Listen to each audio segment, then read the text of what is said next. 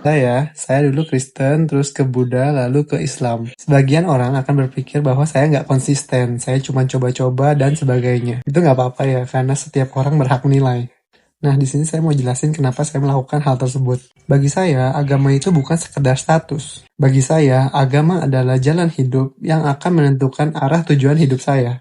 Entah kenapa, saya dari kecil memang suka untuk mempelajari agama lain. Kecuali Islam ya, karena memang dulu keluarga saya kurang suka terhadap Islam.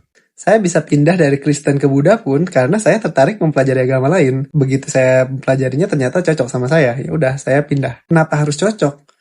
Ya, karena saya ingin agama itu bukan cuma sekedar status, tapi saya praktekkan. Saya ingin hidup saya ini dibimbing oleh agama. Lalu kenapa pindah lagi, Bang? Kan udah cocok di agama sebelumnya. Ya sekali lagi, saya mencari yang paling cocok dengan saya. Cocok dengan akal saya, cocok dengan kemampuan pribadi saya. Berarti mungkin pindah lagi dong Bang dari Islam. Menurut saya mungkin aja ya. Cuman ya saya selama 10 tahun saya beragama Islam gak pernah menemukan ketidakcocokan di dalam diri saya dengan Islam. Dan di Islam sudah diperingatkan, gak ada yang tahu akhir hayat dari seseorang. Orang yang tadinya beriman di dalam Islam, bisa saja keluar dari Islam di akhir hayatnya. Dan sebaliknya, orang yang tadinya tidak beriman di dalam Islam, bisa saja masuk Islam di akhir hayatnya. Makanya, kita di Islam selalu diingatkan untuk menjaga keimanan kita. Melalui sholat, melalui majelis ilmu, melalui amal soleh. 17 kali dalam sehari, di dalam sholat kita selalu meminta petunjuk kepada Allah untuk ditunjukkan jalan yang lurus, yaitu Islam. Supaya iman kita terjaga, dan supaya kita tidak meninggal dalam keadaan kafir. Jadi artinya, saya selalu memohon kepada Allah agar dijaga keimanannya supaya tidak pindah lagi. Kenapa supaya nggak pindah lagi? Karena saya sebagai umat Islam meyakini bahwa agama inilah yang akan membawa saya kepada tujuan akhir hidup saya. Semoga Allah senantiasa menjaga keimanan kita di dalam Islam. Tariklah dengan Islam gitu loh. Karena ada Gara-garanya apa? Ada beberapa tukang-tukang saya lihat itu sholat juga, tapi lebih banyak nggak sholat. Oke. Jadi ada 25 orang itu yang sholat mungkin sekitar 1 atau 2 orang lah. Oke. Sisanya wallahu alam. Lu nggak tanya, lu Muslim apa Hindu gitu? Nggak berani saya nanya. Nggak berani. Karena kan di situ juga waktu pindah di Flores juga kan dengan teman-teman tukangnya kita hari-hari minum kok. Oh, Minum. Saya alkoholik parah. Oh ya, dulunya. Parah kok, parah. Parah. Jadi mama saya tahu saya berhenti minum, berhenti ngerokok, berhenti lain-lain itu kaget. Tapi setelah masuk Islam. Setelah masuk Islam. Oke. Nah, ketika di 2013 itu kok, 2013 entah kenapa ada keinginan besar kepingin masuk Islam. Pas di Labuan Bajo. Labuan Bajo kok. Ada keinginan besar kepingin masuk Islam. Ditanyalah sama teman-teman. Saya bilang, "Mas, saya kepingin masuk Islam. Apa syaratnya?" Nggak ada syarat, cuma syahadat aja. Kalau mau kita antar ke masjid. Nanti ada Tapi gara-garanya apa? Saya coba-coba kok. Agama buat coba-coba. Jadi bener-bener apa? Coba-coba karena ingat waktu saya waktu SMA kemarin Yang teman itu dari sama Malang temen. itu. Iya. Oh, oke. Seperti itulah banyak pengalaman-pengalaman yang membuat saya tuh ingat gitu loh. Kayaknya Islam ini Tapi sebelum masuk Islam itu kan Protestan tadi kan? Katolik kok saya. Ya kan ke gereja Protestan tadi? Iya, tapi kan saya Katolik dulu. Oh, selingkuh berarti? Iya kok, terus. Berarti selingkuh kan? Ya gitulah kan. Katolik ke Protestan tapi masih ngaku Katolik. Berarti ke Protestannya selingkuh dia. Saya imannya dulu Katolik, main musiknya di gereja Kristen Protestan. Tapi waktu itu dengan Kristennya sendiri kuat nggak? Katoliknya? Iya, dengan Katolik ya. Kuat kok. Saya pendidikan agama Katolik luar biasa dari bapak. Bapak saya pengurus gereja. Oh, berarti ikut ini juga katekisasi. Semua sakramen, iya, katekisasi, terus ambil hosti itu ikut belajar. Hanya sakramen Krisma nggak selesai, karena kan saya pindah. Oh. Nah, nggak sampai Tapi Krisma. waktu ngambil hosti pernah nggak lebih dari 2 gitu? Saya biasa ambil 4, Oh, 4 ya. 5, banyak saya ambil. Anggurnya? Kan saya kan ya itulah. Dulu kan bukan Fanta kok. Oh iya. Ya sorry iya, kalau nyebut iya, merek ya. Dulu bukan iya. Fanta, asli wine. Asli itu. wine. Dan memang enak kok. Enak ya? Enak. Kalau dikit ya? Iya, kalau dikit enak. Enaknya banyak. Pada waktu itu kok. Ya. Oke. Jadi waktu itu beneran diantarin sama tukang-tukang ke Iya, masjid? diantar saya syahadat. Foto syahadatnya nanti saya kirim kok. Sama tukang-tukang? Iya, diantar. Saya syahadat di situ, saya Terus? syahadat. Ya itulah, cipika-cipiki apa segala macam. Saya masih ingat kok, saya dikasih hadiah. Hadiah apa? Sarung sama amplop. Oke, Oke, saya pulang. Uang zakat. Nah, saya pulang. Jadi beberapa tukang sudah peluk saya. Saya bilang, saya bukalah hadiah pertama sarung. Saya Katolik, mohon maaf, saya nggak pernah pakai sarung di Katolik kok. Terus? Saya coba pakai, susah, saya kasih tukang. Ya kan biasa kan kalau Muslim dari Ya, kecil ya, pakai ya. sarung. Oke, Ya. yang kedua amplop kok. Pas buka, lumayan lah, 200.000 isinya. 200.000. 200.000 ini mas. Zaman itu ya lumayan. Iya, 2013 kok. Saya langsung taruh di meja 200.000 pertama. Patungan lah teman-teman tukang. Set. Terkumpul duit beberapa ratus ribu. Beli apa? Kami berangkat ke satu tempat langganan saya. Tenteng satu jerigen moke 20 liter. Jadi uang syahadat saya jadi alkohol kok. Jadi moke. Jadi moke. Kan di Flores namanya moke. Iya. Jadi moke. Bakar menyala istilahnya. Jadi bakar menyala kayak spiritus. Wih, Minuman spiritus berarti? Kayak spiritus. Tapi itu alkohol murni kok. Itu dari aren kalau nggak salah. Itu yang sulingan pertamanya. Keras itu berarti? Keras. Nanti pasti netizen tahu itu. Kalau yang pernah minum Moke. atau yang masih minum pasti tahu.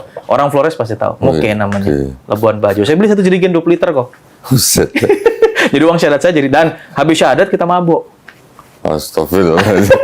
Tapi kan apa namanya lingkungan saya padahal muslim semua kok. Iya. Ya itulah saya belum tahu pada waktu Iya. itu kok. Oh. Jadi minum. Jadi dari Maret 2013 itu masih minum seperti biasa. Sampai akhirnya berhentinya itu ketika saya dapat sakit kok di Desember. Jadi tanggal 31 Desember 2013 itu saya minum-minum sampai 1 Januari 2014. Itu mabuk lah pokoknya mabuk pesta depan villa. Kebetulan villanya pinggir pantai kok. Terus? Mabuk di situ. Di hari tanggal 1 Januari 2014 itu kurang lebih jam 8 jam 9 pagi itu saya pingsan kata teman-teman. Terus Nggak makan, minum doang kali lu ya? sambil makan kan ada cemilan-cemilannya itu. cemilan. Iya, ada. Iya, cemilan. Dari malam lah pokoknya pergantian tahun lah kok. Nah, itu akhirnya pendarahan katanya hidung keluar darah, terus muntah katanya keluar darah, sudah nggak ngerti saya sudah pingsan. Astaga. Dibawa ke Labuan Bajo, pada waktu itu Labuan Bajo belum punya rumah sakit kok, masih puskesmas. Dan tanggal 1 Januari dokter-dokter mudik. Oh iya ya, pas tahun baru Ya ya. tahu sendiri lah, namanya Iya. dokter di sana kan banyak kan dari Jawa kok, dari Iya, kota-kota iya. besar kan. Terus? Mudik, akhirnya saya dirujuk ke Surabaya kok. Dirujuk ke Surabaya, saya masuk di rumah sakit RKZ, rumah sakit Katolik. Dan di situ awal mula saya berhenti minum. Orang tua nengok itu pas di Surabaya? Iya, orang tua yang nerima Oh, kan. nengok. Jadi dibawa ke sana kan karena keluarga besar masih Katolik ya dimasukin di situ kok. Nah, masuk di situ, pas ketika saya bangun, mama saya di samping. Udah nangis. Jadi ketika bangun itu apa namanya? Ya beliau bilang begini, saya tanya saya di mana. Dia cuma bilang kamu sudah tidur 3 hari, Jeb. Buset. Ternyata saya koma kok 3 hari Astaga. di rumah sakit itu. Saya nggak tahu, kondisi benar-benar nggak ngerti. Gitu. Iya. Habis itu, terus mama saya cuma bilang begini, Jeffrey kamu masuk Islam tambah rusak. Itu bahasa beliau. Oh, tunggu sebentar. Tapi ketika Jeffrey masuk Islam 6 bulan sebelumnya, Iya. itu ngasih tahu orang tua? Iya, saya telepon. Oh, telepon. Saya kabarin. Kata Saya nggak mama? sembunyi-sembunyi. Kata mama? Ya mama bilang, kamu kenal perempuan, kamu Terus? pacaran, atau kamu mau menikah, atau Terus? kamu ada kecelakaan sama perempuan Islam, maksudnya Terus? ngambilin atau apa gitu lah. Iya. Saya bilang enggak. Bicara sama papa. Pak Jeffrey mau masuk Islam.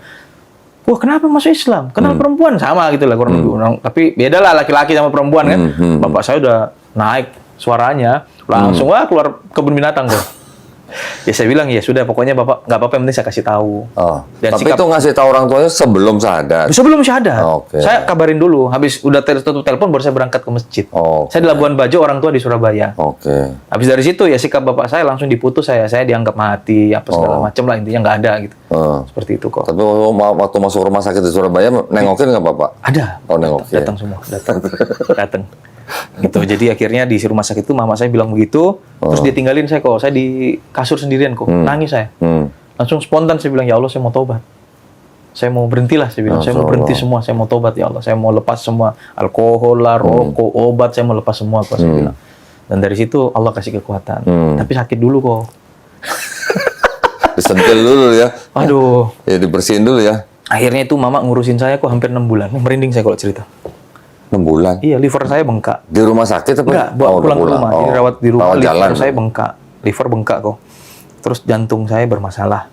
Jantung. Lambung saya apalagi. 3 besar itu. Jadi mama yang ngurusin. Tiap hari makan saya itu dikukus. Oh. Setiap hari kok. Kukus, kayak orang diet. Bubur nggak? Nggak bisa. Kalau mau bubur tuh encer gitu, kayak air gitu. Jadi betul-betul semua dikukus. Mau makan telur dikukus. Mau makan tahu dikukus. Semua kukusan. 6 Liver bulan. bengkak. Badan, ada foto yang dia kirim lah. Badan itu bengkak, pipi bengkak, mata kuning, udah kena hepatitis. Oh. Jadi selama 6 bulan itu kok, tugasku cuma apa? Ngerengek sama Allah. Dan lucunya saya nggak ada kepikiran mau balik kok. Gitu ya? Iya, nggak ngerti kenapa. Tapi itu udah belajar sholat? Udah. Belum. Oh, belum? 2013 masih mabuk, nggak sholat. Iya, Lingkungan aja nggak ada yang sholat. Masuk Islam 2013. Berarti kalau Desember tadi berarti kira-kira bulan Juni berarti masuk Islamnya. Bulan 3 kok, bulan Maret Oh, saya masuk Maret. Islam. Iya, bulan Maret kok. Oh, Desember masih mabuk-mabuk. Iya, masih mabuk. Habis itu sakit lagi Januari, 6 bulan. Kurang lebih 6 bulan sampai Juni 2014. Dari Januari awal tahun 2000. Berarti dari Maret sampai Desember ini belum pernah belajar sholat? Enggak sama sekali. Oke. Sama sekali nggak ngerti wudhu, nggak ngerti sholat, sama sekali nggak tahu. Itu nggak pernah, ya teman-teman gitulah. Lingkungannya seperti itu. Terus setelah dirawat apa? Ya akhirnya dirawat di Surabaya, mama saya ngurusin di rumah, itu kurang lebih 6 bulan. Dan disitulah saya mulai minta sama Allah. Belum sholat kok. Minta aja ngerengek sama Allah. Dia bilang, ya Allah saya mau tobat. Gitu. Saya tahu ini salah saya, bilang. Cuman bantu saya ya Allah. Tapi nggak punya rasa pengen untuk balik ke Sama Katolik sekali, enggak? alhamdulillah nggak ada. Oke. Alhamdulillah ya. Terus ya itu terus saya minta terus sama Allah. Akhirnya jadwal medical check up kok di bulan ke-6. Jadwal medical check up ya atas izin Allah itu dokternya bilang ini membaik kok cepet katanya. Minum obat apa? Terus? Saya diem aja, saya nggak jawab. Ya minum obat yang dikasih dokter, mama saya jawab gitu. Terus akhirnya masuk di jadwal bulan ke-8 medical check up lagi, cek lagi periksa di dokter yang sama. Masuk, bulan ke-10, kalau 4 bulan dari situ, di bulan 10, semua penyakit saya diangkat sama Allah. Masya Allah. Liver saya normal, jantung saya normal, lambung saya normal. Ini banyak yang nggak percaya, tapi orang tua saya masih hidup. Boleh tanya langsung sama dia. Mama saya itu masih hidup. Makanya dia bersyukur sekali lah, anaknya sekarang ini, alhamdulillah atas izin Allah bisa... Jadi ustadz. Nggak juga ustadz lah. Artinya bisa juga ninggalkan hal-hal yang buruk gitu. Bisa meninggalkan hal-hal yang buruk, apalagi minum tiap hari. Saya kalau minum kok, nggak di luar-luar, di rumah. Teman saya datang minum di teras rumah orang tua. Dulu tuh di Surabaya. Itu sebelum pindah ke NTT tuh? Iya. SD udah mabuk. SMP? SD udah mabuk saya. Udah kenal obat. Inek itu zaman dulu kan Surabaya terkenal ekstasi. Inek itu istilahnya kan. Wah itu gila itu. Saya sudah pakai kelas 5 SD, kelas 6. Ngeri. Iya udah pakai obat apa segala macam. Minum tuh di teras rumah. Berarti minum dari SD? Iya udah dari SD. Sampai lo selesai mau udah kerja bertahun-tahun. Alkoholik levernya ya? Kena liver. Oh, Zat. Dan dari situ saya Allah, alhamdulillah sembuh. Tapi saya ingat ada satu saya sampaikan. Ketika saya minta betul-betul sama Allah, terakhir saya bilang begini, ya Allah, kalau saya diberikan kesempatan kedua, saya mau berhikmat buat agamamu ya Allah. Apapun lah, intinya saya mau berhikmat lah buat agamamu ya Allah. Terus? Cuman itu saya bilang, ya itu mungkin karena Allah lihat kesungguhan saya, ya sekarang ditagihlah janji saya. Saya dikasih sehat, ya saya harus berhikmat buat agama Allah. Iya loh. Mungkin begitu kok. Masya Allah. Keren ya. Dari situ, habis sembuh, diusir lagi nggak? Enggak kok. Saya minta restu orang tua, saya hijrah. Saya sempat ke Ambon. Saya kerja di Ambon, yaitu sudah saya pernah ceritakan juga di podcast lain. Saya di Ambon itu kok, ya datang, cuman datang aja. Ada saudara juga di Ambon? Nggak ada. Kenapa milih Ambon? Nggak ada. Jadi, saya kurang tahu ya kenapa. Karena dapat mimpi. Hah? Arahnya itu suruh ke timur kok. Iya ya, dari tadi kita dengerin ya. Mana tadi NTT, terus Lombok. Iya, Labuan Bajo ke terus Surabaya. Labuan Bajo. Iya. Terus sekarang Lombok, Ambon. Iya.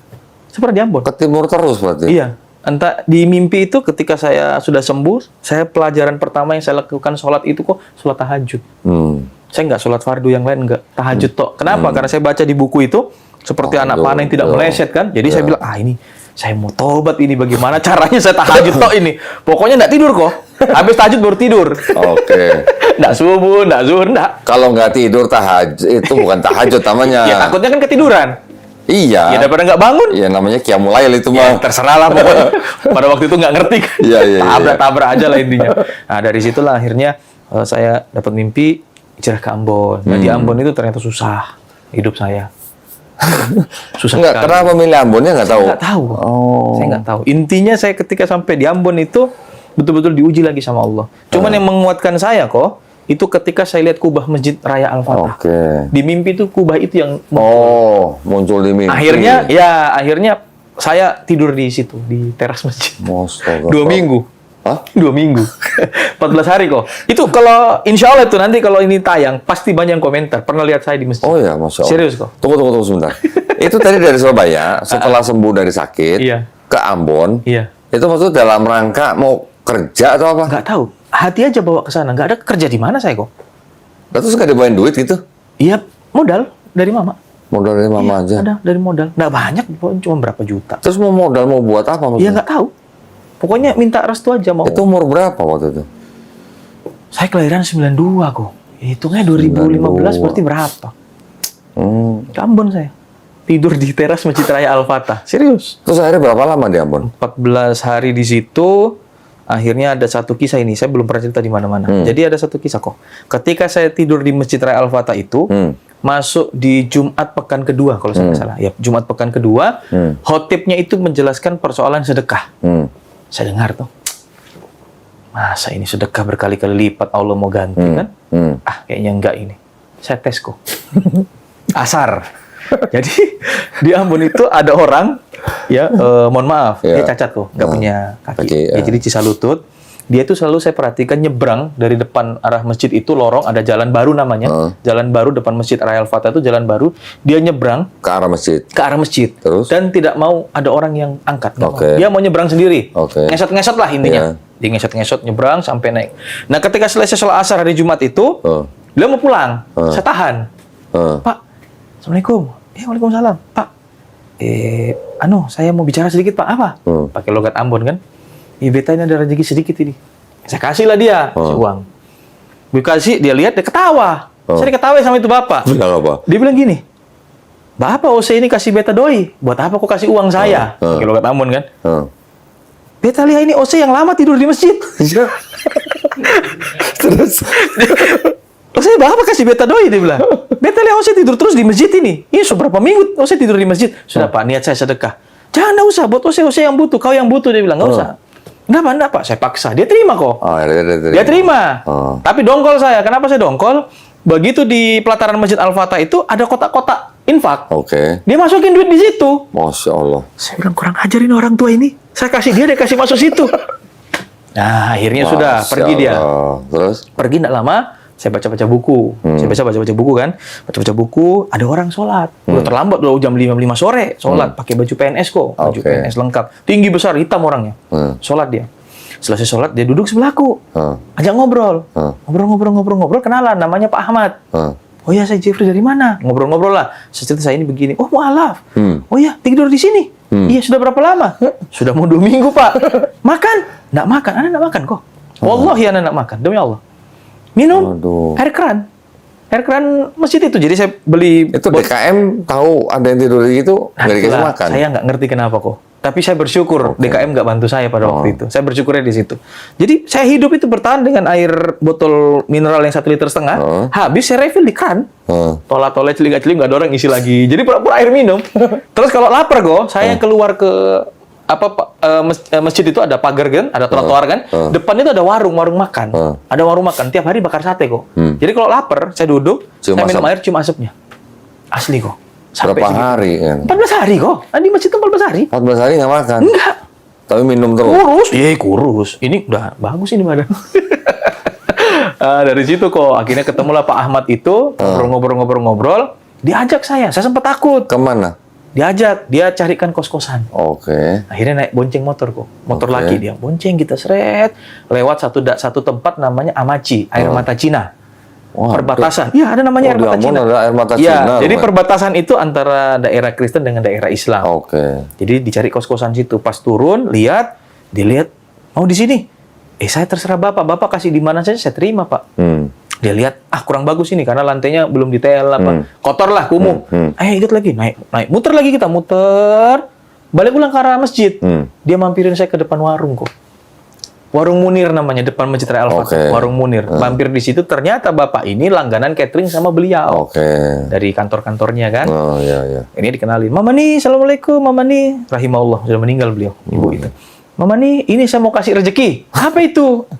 Ini ada mualaf, cari kerja, katanya gitu. Ya udah, singkat cerita, dikenalin apa segala macam. Ya udah, kalau mau kerja sini nggak apa-apa, kerja aja gitu. Ditawarin kerja kok. Di tempat yang saya cuma cium-cium bawa sate, bawa asap sate. Allahu Akbar. Gak rugi nyium-nyium bawa asapnya, ada kerja di situ ya. Habis itu udah. Ternyata beliau itu punya kos-kosan di jalan baru yang lorong saya bilang. Yang punya baru itu. Keluar itu lorong situ. Jadi ada punya warung tuh di belakang ada kos-kosannya kok. Punya dikasih dia. kos-kosan. Dikasih kamar. Masya Allah mewah kok. Nggak besar tapi bersih, tehel semua, kasur bagus kan. Jadi mes gitu, jadi mes gitu. Ya saya ditinggalin di situ jadi mesnya dia. Iya. Akhirnya coba aku lihat kamar di belakang, diantarlah sama anak-anak. Diantar sama anak-anak, ngecek kamar apa segala macem. saya cocok, saya bilang sama Pak Ahmad tadi. Ya udah kalau cocok Pak Jeffrey langsung turun ke bawah laporan sama Mani. Pak Ahmad masih di atas. Saya turun lah lapor. Bu, iya insya Allah saya cocok di sini. Berapa per bulan? Nggak usah, kau kerja di sini saja. Nanti saya gaji kau. Masya Allah. Tidur gratis itu pokoknya kerja ya. Dia bilang, oh iya siap. Bantu-bantu catering. Oh iya siap. Terus? Sudah. Itu persiapannya siap-siap itu sudah mau maghrib. Alhamdulillahnya bosnya ini jaga sholat kok. Masya Allah. Nah, jadi saya balik pulang ke atas. Pak Ahmad turun, ketemu, salaman, dia pamit. Dia bilang, dia nasihat sama saya begini. Jeffrey, jaga muka aku ya. Itu aja bahasanya. Jaga muka aku ya. Oh siap Pak. Saya cium tangan. Udah dia pergi. Saya baliklah ke kamar, ke atas. Ganti baju, apa mandi. Wah, nangis saya di kamar mandi. Itu jadi 2 minggu nggak mandi tuh? Iya, mandi di masjid toh. Oh, mandi di masjid. Kira 2 minggu nggak Waduh, mandi 2 minggu juga. nggak mandi jadi apa kok? Aduh. Terus? Oh, saya nangis. Oh, untung rambut lu belum gimbal tuh. Udah panjang kan? Wow, pokoknya gak karu-karuan lah. Kurus, ceking, hitam, jelek, gondrong lagi. Cina Berhidap lagi. Cina lagi. Nggak kelihatan Cinanya. Kelihatan Cina aja. Udah habis itu kerja di itu, selesai persiapan, maghrib lah, setelah maghrib. Setelah maghrib, saya mampir ke warung lagi, saya tanya, apa yang bisa dibantu? Nggak usah, kau istirahat saja. Oh. Istirahat dulu, besok baru mulai kerja. Oke. Minta bungkus makan di depan. Waduh. Dibungkusin kok nasi, sate. Di Yang sana dulu tuh terkenalnya. yang dulu asapnya doang. lu isup-isup. Nangis saya, tahan nangis itu kan malu ya. Di sana tuh terkenal di Ambon tuh sayur kacang hijau. Oke. Sayur kacang hijau terus sama pokoknya 4 macam dua lauk, 2 sayur lah nggak salah itu. Naiklah saya ke atas. Nah, sambil bawa minum, naik ke atas ke kamar kok. Betul-betul bersyukur. Nah, makannya sambil nangis tuh ya. Weh, apa dulu? Saya bersihin kamar. Belum makan ini. Saya kebas-kebas kamar, kasur tuh saya bersih-bersihkan. Saya angkat bantal. Lah kok ada amplop. Oh, di bawah bantal? Di bawah bantal. Terus? Saya ambil, saya turun ulang. Mama nih, ini ada amplop. Hah? Amplop iya? Amplopnya siapa? Nggak tahu saya juga nggak tahu deh. Saya juga tidak tahu, dia bilang. Dia telepon lah Pak Ahmad. Mat, balik ulang ke sini dulu. Balik dia datang. Ini ada amplop ini, Jeffrey bilang ada amplop. Kok yang simpan? Sudah, buat uang jajan untuk kau pegang-pegang. Masya Allah. Gitu. Masih hidup tuh Pak Ahmad? Saya nggak tahu, lost kontak saya kok. Saya waktu di Ambon juga lost kontak sama beliau. Habis itu sudah pergi beliau. Saya balik ke atas. Ya sudah kalau begitu, rezekimu. Iya sudah. Saya balik ke atas, saya buka 500.000. Masya Allah. Antum tahu yang saya keluarin berapa tadi buat si bapak itu? 50.000. Kontan. Asli kok. Hari yang sama tuh ya? Hari yang sama, cuma selisih jam. Masya Allah, merindingan kalau cerita itu. Itu. Habis itu mau makan. 14 hari usus nggak pernah dapat makanan. Kaget dong. Nggak bisa Kaget makan. dong. Muntah saya kok. Iya kaget pasti. Makan dikit tuh. Harus dikit-dikit. Coba makan. Wah ini sate kan. Wah 5 tusuk ini. Wah makan. Kok mual. Aduh kok mual. Muntah saya. Muntah sakit. Waduh ini berarti nggak boleh, harus pelan-pelan makan. Pelan-pelan. Akhirnya makan dikit-dikit kok. Makan dikit-dikit. Bisa. Di situ kerja lah. Besokannya kerja. Kerja di situ. Sampai akhirnya saya resign dari situ karena dikerjai. Sama tangan kanannya beliau. Gaji saya harusnya sekian, dapatnya sekian. Marahlah saya di situ. Saya minta keluar. Berapa lama Jaya kerja di warung saya itu? kerja di situ mungkin ada setahun lebih. Setahun. Di situ lanjut kerja di Amplas, Ambon Plaza. Cleaning service. Ambon Plaza, Iya, Amplas. Amplas. Bener, nanti buktikan sendiri nanti komen-komennya netizen itu nanti buktikan sendiri. Amplas itu Ambon Plaza. Saya kerja cleaning service. Cleaning service. Cleaning service di situ, kerja di situ. Terus ternyata si manajer outsourcing di sana itu ternyata satu kos sama saya nggak tahu. Kerja di situ. Habis itu sama manajer tuh dijadiin kayak HRD-nya lah, sekretarisnya lah. Wah, gaji bagus ini kok. Gaji bagus. Ya, ikut. Sudah kerja di situ, dikerjai lagi kok 2 kali saya dikerjai. Gaji saya sekian, laporannya sekian. Saya terimanya sekian. Berhenti. Terus? Dan intinya di Ambon tuh banyak orang-orang yang berjasa dalam hidup saya pada waktu itu. Teman-teman semua. Itu bantu saya sampai dibukain konter handphone saya pernah. Pernah? Iya, dibukain konter handphone. Jadi saya diajar untuk jual beli handphone bekas di situ. Terus bantu-bantu servis-servis laptop. Saya ikut sama teman-teman tuh, Masya Allah. Banyak sekali lah jasanya teman-teman saya sama saya waktu di situ. Sampai akhirnya saya ketemu satu teman yang dimana itu sekarang jadi adik ipar saya. Gitu. Makanya saya bisa tembus sampai di Sulawesi. Gitu kok. Berarti ini menikahi wanita Ambon. Bukan wanita sana. Toli-Toli, Sulawesi. Sulawesi. Jadi saya dari Ambon itu hijrah ke Toli-Toli. Hijrah ke Toli-Toli kok. Dari Ambon pindah dulu. Iya, pindah ke Kabupaten Toli-Toli di Sulawesi Tengah. Itu dari Palu tuh sekitar 10-11 jam lah perjalanan dari kota Palu, kabupaten kecil. Penghasil cengkeh terbaik di situ. Salah satu cengkeh yang Sulawesi bagus. Tengah. Sulawesi Tengah kok, Toli-Toli. Morowali berarti. Enggak sampai Morowali. Toli-toli di sininya. Sebelum Dari Gorontalo. Oh, sebelum Gorontalo. Gorontalo. Beda jalur. Kalau Morowali kan ke Oke. arah Poso sana itu. Ya. Beda jalur dia. Pindah ke situ kerja juga. Iya, saya kerja kakak yang sekarang jadi kakak ipar saya punya hotel di sana. Saya cleaning service juga, Oke. bantu-bantu. Ngurus hotel, ngurus beberapa nutrition clubnya mereka. Pokoknya bantu-bantu lah. Sampai akhirnya dijodohkan lah sama istri yang sekarang. Oh, Gitu gua bingung ceritanya. Cina kok bisa larinya di timur-timur semua yang gitu ya. Kurang lebih begitu kok. Merantaunya kok malah daerah-daerah timur ya. Oh. Iya, Oh, terus dari Toli-Toli setelah menikah baru pindah ke Palu. Iya, saya di Palu masuk itu pas nikah 2018 kok. 2018. 2018. Dan potong cerita, mundur sedikit ketika saya masuk Toli-Toli itu di situ saya hijrah. Oke. Saya betul-betul belajar Islam di situ sama Ustadz Ahmad Sobir Baru belajar Islamnya di Toli-Toli. di Toli-Toli, pimpinan Hidayatullah Toli-Toli. Di Ambon itu sudah kena hijrah hidayah, cuman Iya. masih dilawan-lawan.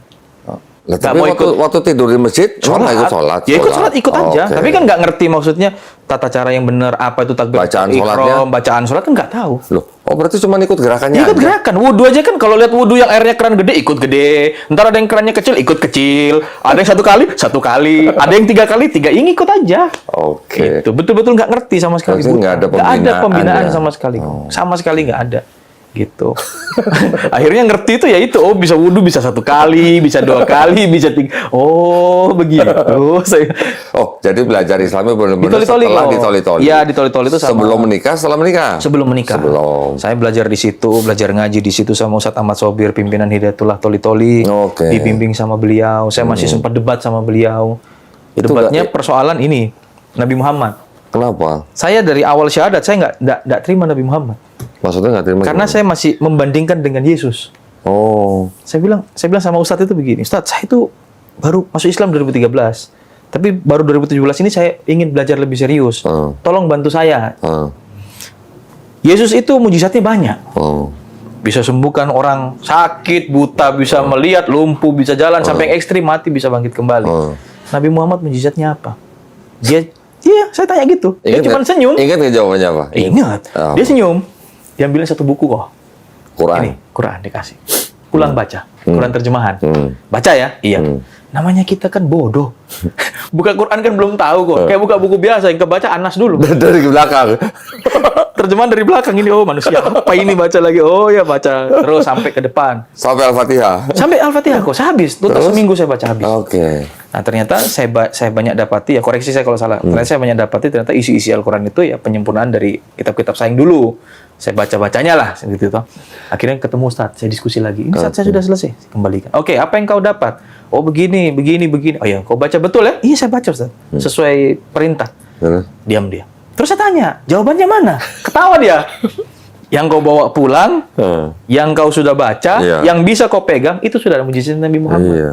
Al-Quran. Nangis saya di situ langsung. Langsung saya bilang, Ustadz, kasih syahadat ulang. 2 kali saya syahadat. Oh.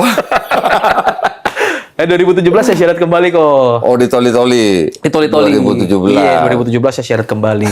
Langsung diajarin mandi junub, langsung diajarin wudhu, diajarin sholat, bacaan-bacaan sholat. Dibimbing sama beliau. Pelan-pelan dibimbing. Insya Allah. Gitu. Nah, Alhamdulillah. ke Palu-Palunya 2018. Ya, ke Palunya 2018 karena Sudah bawa istri. belum. Istri kan domisilinya di Palu. Oh, gitu. Istri saya itu salah satu manajer perusahaan lah. Oke.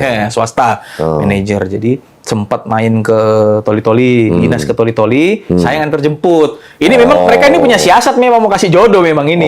Gitu ceritanya. Gitu Jadi saya caranya. antar jemput. Habis itu sudah saya antar, kakak lah yang nyeletuk, kakak ipar saya yang sekarang kakak ipar saya, dia nyeletuk. Cobalah sama Jeffrey. Tapi waktu itu Jeffrey kerjanya jadi cleaning service di hotel yang sekarang jadi IPA. Iya. Oh. Kakak itu bantu-bantu cleaning service, terus bantu urus walayan, Oke. kasir, terus bantu di nutrition club. Ada nutrition untuk klub kesehatan itu, untuk Oke. ibu-ibu dan lain sebagainya. Program-program diet, saya jago kok.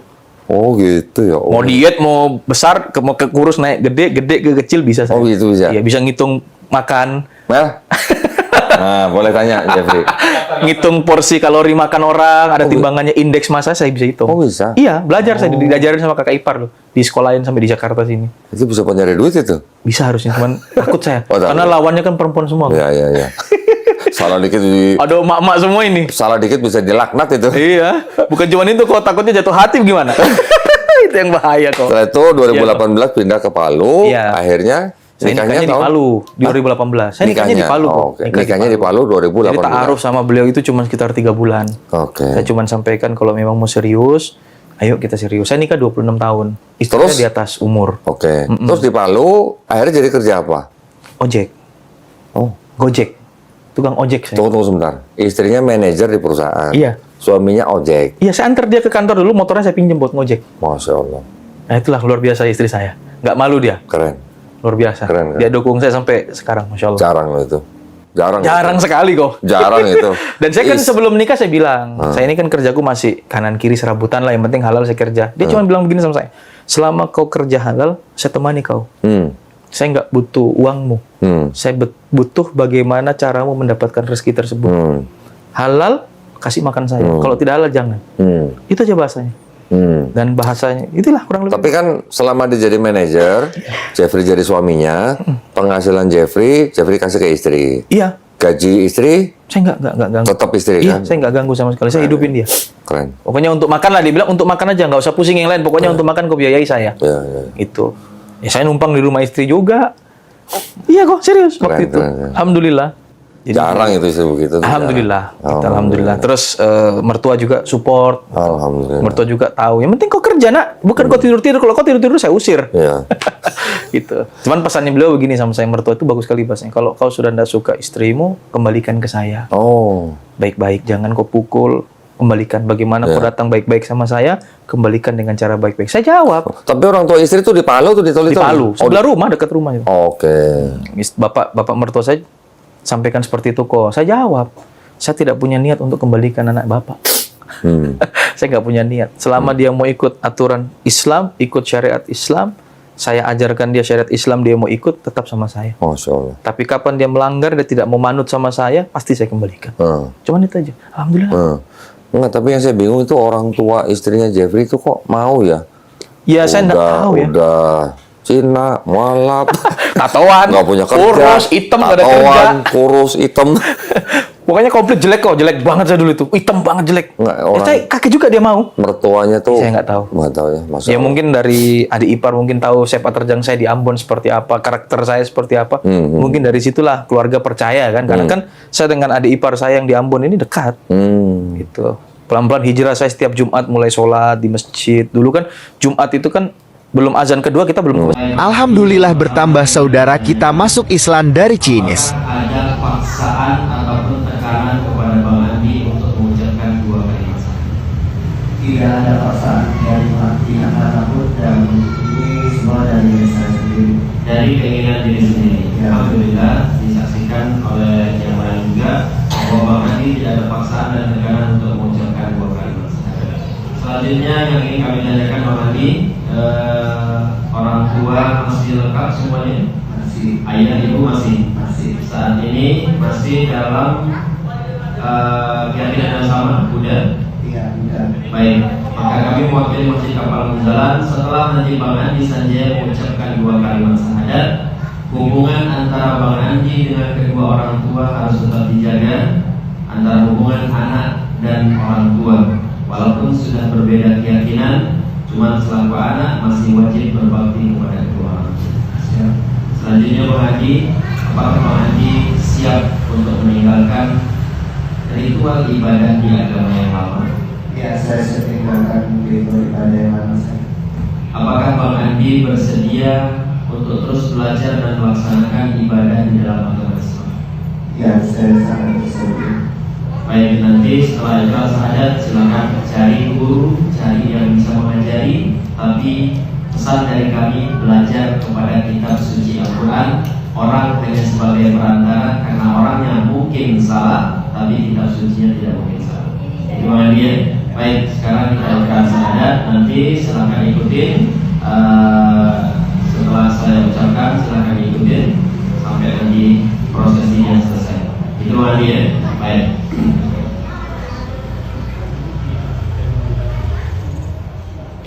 Baik, Bang Andi, ikutin saya. Bismillah.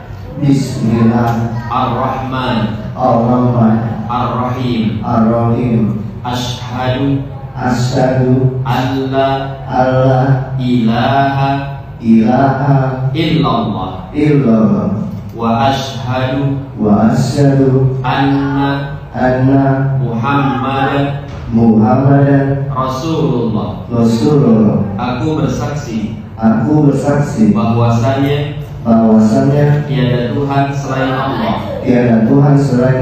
dan aku bersaksi bahwasanya Nabi Muhammad utusan Allah.